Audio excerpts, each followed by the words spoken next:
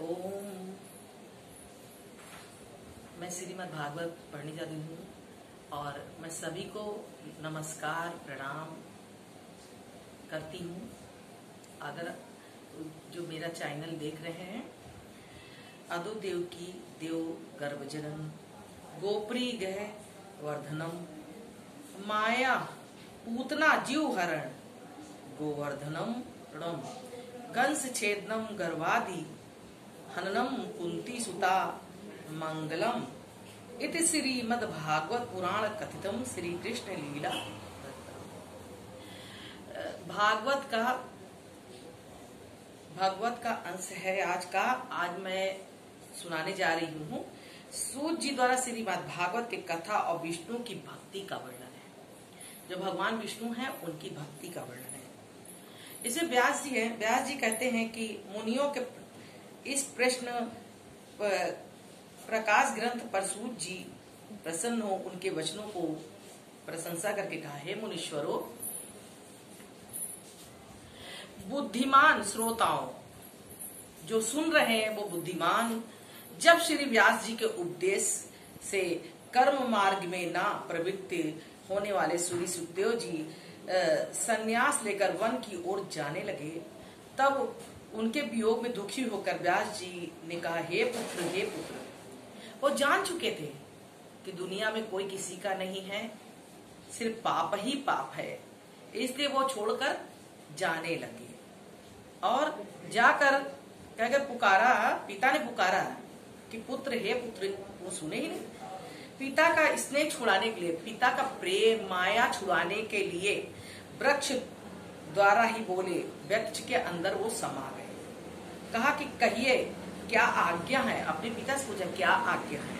तब ऐसे तेजस्वी जो सुखदेव जी मुनि थे वो कहते हैं, मैं उन्हें प्रणाम करता हूँ। महात्मा ने संसारिक जनों को दया करके संसार रूपी निविड़ अंधकार को दूर करने और समस्त वेदों के सारांश रूप ज्ञान को प्रकाशित करने वाला, समस्त पुराणों में गुप्त है जो श्रीमद् भागवत, पहले समस्त मुनियों के गुरु एन सुखदेव जी को प्रणाम करके अति उनके शरणागत हो रहा हूँ कि जो व्यास जी ने के एकमात्र परम प्रिय पुत्र थे। व्यास जी के परम प्रिय पुत्र सुखदेव जी थे को प्रणाम करके श्रीमद् भागवत का वर्णन करता हूँ।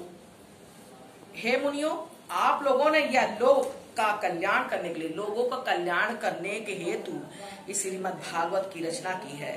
श्री कृष्ण के संबंध में किया हुआ यह प्रश्न कि प्रसन्न करने वाला विष्णु भगवान के में भक्ति उत्पन्न करने वाला ही वैराग्य को उत्पन्न करने वाला उपन्यास आदि का ज्ञान प्राप्त कर लेता है।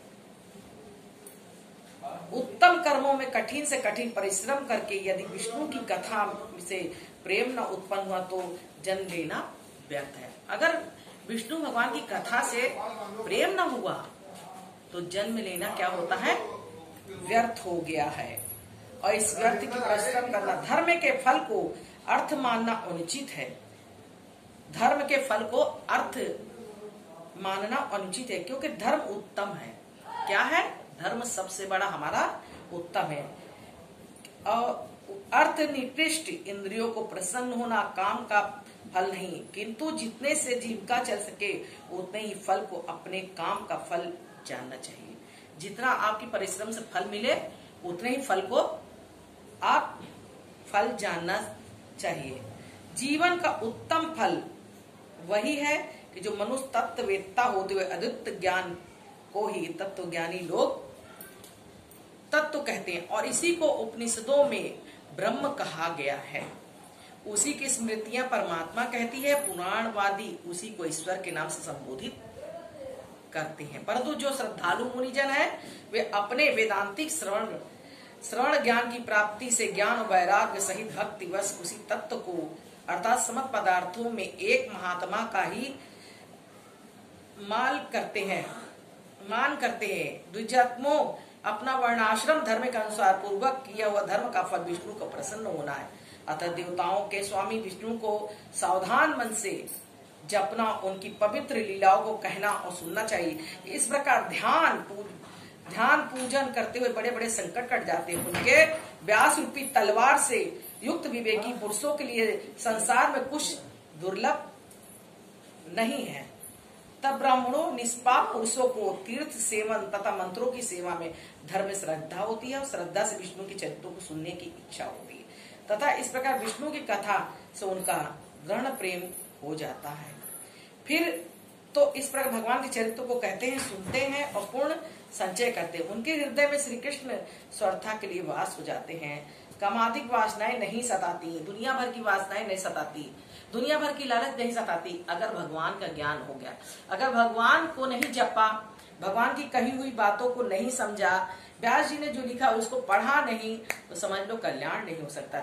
विष्णु में अचल भक्ति प्राप्त कर लेते हैं क्योंकि उनके चित्त में रजोगुण तमोगुण उत्पन्न काम क्रोध लोभ आदि विचार नहीं रहते, स्वार्था सत्व गुण में स्थित होकर प्रसन्न रहते हैं। श्री विष्णु की भक्ति, श्री विष्णु भगवान का ज्ञान मनुष्य को मुक्ति को प्रसन्नता देने वाला है, जो मानव को प्रसन्न करने वाला है।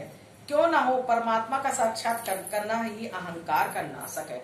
अगर परमात्मा आपके सामने हो जाएगा तो आपका क्या होगा? आपका अहंकार नाश हो जाएगा। जब भगवान के दर्शन हो जाते हैं तो सभी प्रकार के संदेह कर्म बंधनों का नाश हो जाता है।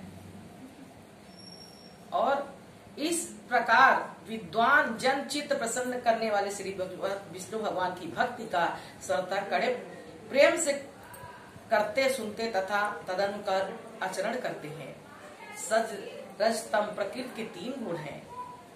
सत रज तम ये 3 गुण हैं।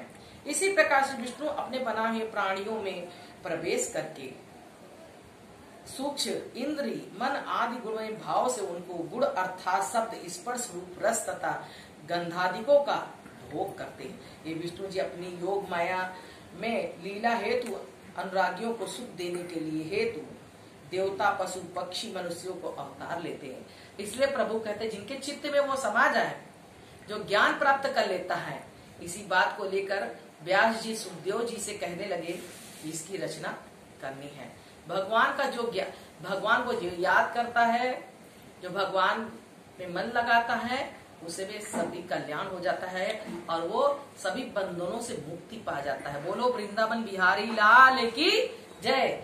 श्री कृष्ण गोविंद हरे मुरारी, हे नाथ नारायण वासुदेवा। श्री कृष्ण गोविंद हरे मुरारी, हे नाथ नारायण वासुदेवा। बोलो वृंदावन बिहारी लाल की जय।